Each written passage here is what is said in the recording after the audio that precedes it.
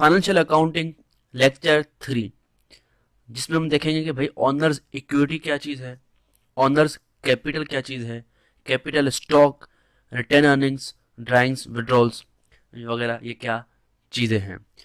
जैसे कि हमने लेक्चर 1 में देखा था कि भाई फाइनेंशियल अकाउंटिंग क्या चीज़ है, फाइनेंशियल क्या है, अकाउंटिंग क्या है, उसमें क्या क्या स्टडी करते हैं। फिर लेक्चर 2 में हमने कुछ इंपॉर्टेंट टर्म्स देखे थे, asset, liabilities, income, revenue, expense वगैरह, वो लेक्चर 2 में देखे थे। तो इस लेक्चर में हम देखने वाले हैं कि ऑनर्स इक्विटी क्या है। ऑनर्स इक्विटी, जैसे कि ऑनर इस वर्ड का मतलब होता है मालिक, और इक्विटी इस इक्विटी वर्ड का मतलब होता है हक, मतलब हिस्सा। तो मालिक का हिस्सा मतलब क्या होता है कि कोई भी कारोबार हो उसमें एक मालिक का कितना हिस्सा, मतलब आपका कितना हिस्सा है, आपका कितना हक है, आपका कितना राइट है जो आप क्लेम कर सकते हो, कह सकते हो कि भाई मेरा इतना हिस्सा है इस कारोबार के अंदर, 20,000 का, 30,000 का, 40,000 का, जितना हिस्सा है उस हिस्से को आप डिफाइन करोगे भाई इतना हिस्सा है, उससे हम कहते हैं दरअसल ऑनर्स इक्विटी। बस इतनी सी बात है कि आपका अपना हक, आपका अपना हिस्सा, आपका राइट कितना है। तो अगर इसको हम अच्छे अल्फाजों में डिफाइन करना चाहे तो हम यूं कह सकते हैं कि amount of ownership rights or ownership claim that someone has in business is termed as owner's equity. मतलब अमाउंट ऑफ ओनरशिप राइट्स, मिल्कियत का राइट, हक, क्लेम जो किसी को किसी कारोबार में है उसे हम कहते हैं ओनर्स इक्विटी, जिसको हम करेंसी की सूरत में शो करते हैं, डॉलर्स या जो जिस करंट पाकिस्तान रुपीज है तो आरएस, जो इंडियन रुपीज है अपने हिसाब से जो भी कंट्री है अपनी करेंसी के लिहाज से उसको एक्सप्रेस कर सकते हैं, लिख सकते हैं। तो दरअसल ऑनर्स इक्विटी क्या होता है, कोई भी कारोबार में उसमें आपका कितना हिस्सा है, आपका कितना हक है, उसे हम कहते हैं ऑनर्स इक्विटी। अब मसला ये नहीं है कि ऑनर्स इक्विटी क्या है, मसला ये है कि ऑनर्स इक्विटी निकालेंगे कैसे। ये तो छोटी सी बात थी, ठीक है, भी आपका हिस्सा निकालेंगे कैसे। क्योंकि अगर हम बात करते हैं एक नॉर्मल कारोबार हो जिसमें पूरे का पूरा कारोबार आपका है, जिसे हम कहते हैं सोल प्रोप्राइटरशिप, ठीक है, तनहा मिल्कियत, एक ही बंदा, एक ही मालिक, ठीक है। दूसरा कारोबार जिसमें बहुत सारे लोग, दो से तीन लोग पार्टनर्स होते हैं, आपस में दोस्ती, पार्टनरशिप होती है, एग्रीमेंट होती है, हिस्सेदारी होती है, जिसमें कोई ओनर नहीं होता, ठीक है, हर पर्सन को एक पार्टनर कहा जाता है। इस तरीके का कारोबार हो सकता है, या ऐसा कारोबार जिसमें हर सब लोगों ने मुत्तहिद होकर एक कारोबार स्टार्ट किया, सब ने अपने अपने इन्वेस्ट किए, अपने अपना हिस्सा खरीदा, ठीक है। इसमें क्या होता है कि हर इन्वेस्टर जो इसने शेयर खरीदा है, जो हम देखेंगे आगे जाके, जिसने भी अपना पैसा लगाया उसे हम कहते हैं ऑनर। हर उसमें कोई हर शख्स मालिक होता है, और हर मालिक को हम शेयर होल्डर कहते हैं, मतलब इसने हिस्सेदार। और जो हिस्सेदार को हम पैसा देते हैं, हिस्सा देते हैं, उसे हम डिविडेंड कहते हैं। डिविडेंड एक अमाउंट होता है जो उसे हम हिस्सेदार को देते हैं। तो खैर, तो अब इस तरीकों के कारोबार होते हों, इन कारोबार में जब आपसे पूछा जाए कि आपका हिस्सा कितना है, या जो कारोबार चल रहा है उस कारोबार में जो फाइनेंशियल मैनेजमेंट वाले हैं, जो भी लोग हैं, एचआर वाले, एडमिनिस्ट्रेशन वाले, जो भी हैं, जो भी हैंडल करते हैं इन चीज़ों को, उनको कहा जाता है भाई अब इसको अपना हिस्सा दो। तो वो कैसे देगा हिस्सा, तो आपका हिस्सा निकालेगा ना, वो आपका हिस्सा कैसे निकालेगा। अब इतने कारपोरेशन की बात करते हैं, इतने सारे लोग हैं, किसने कितना खरीदा है, किसने कितना खरीदा है, वो सारी चीज कैलकुलेशन करनी पड़ती है ना, उसे हम कहते हैं ऑनर्स इक्विटी के आपका अपना हिस्सा। अब वो कैसे निकालेंगे, वो कारोबार की नोयत पे डिपेंड करता ही है, लेकिन कुछ और चीजें हैं जिनको हम जनरलाइज करते हैं, भाई ये चीजें हैं, ऐसे निकलता है ऑनर्स इक्विटी। तो हम देखते हैं वो कैसे निकालेंगे, चाहे कोई भी कारोबार हो आप निकाल सकते हो। तो अभी कैसे निकालेंगे, तो सबसे पहले शुरू से शुरू करते हैं।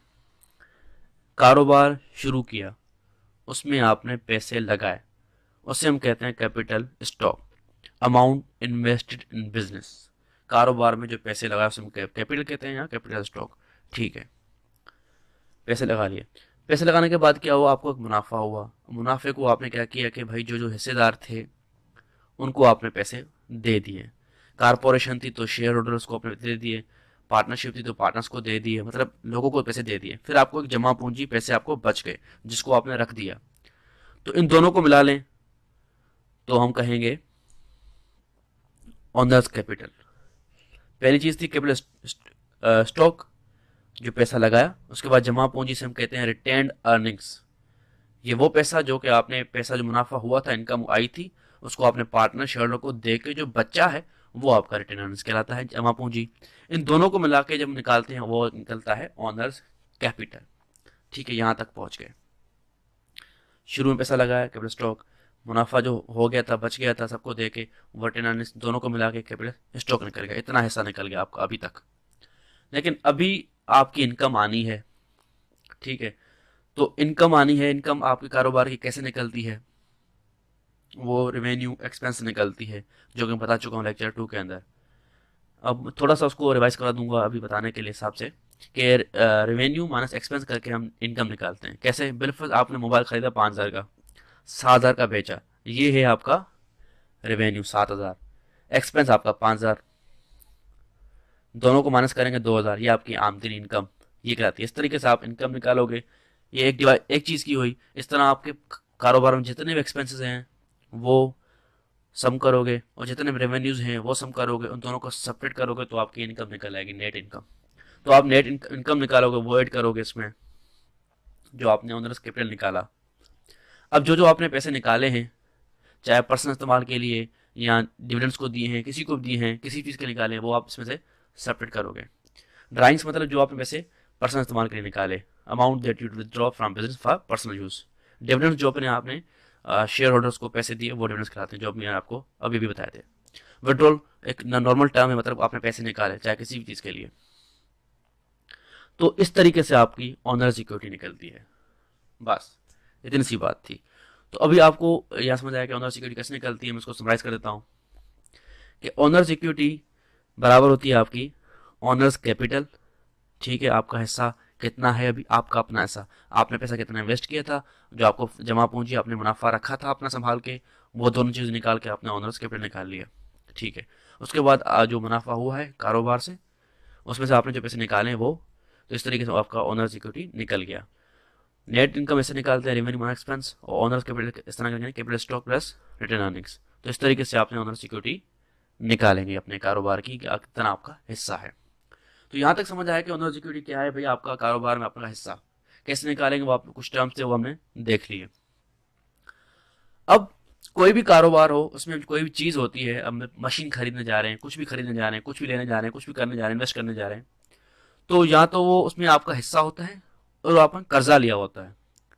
तो कर्जा और हिस्सा मिला के आप एक चीज़ खरीदते हो, जिसे हम कहते हैं एसेट। ठीक है, तो एसेट बराबर होता है हमारा कर्जा लायबिलिटीज प्लस ओनर इक्विटी। इस को हम कहते हैं बेसिक अकाउंटिंग इक्वेशन। कारोबार के अंदर ये बेसिक अकाउंटिंग इक्वेशन लाती है कि भाई कोई भी एसेट, जो कि मैं लेक्चर 2 में अंदर बताया था कि एसेट क्या चीज़ होती है।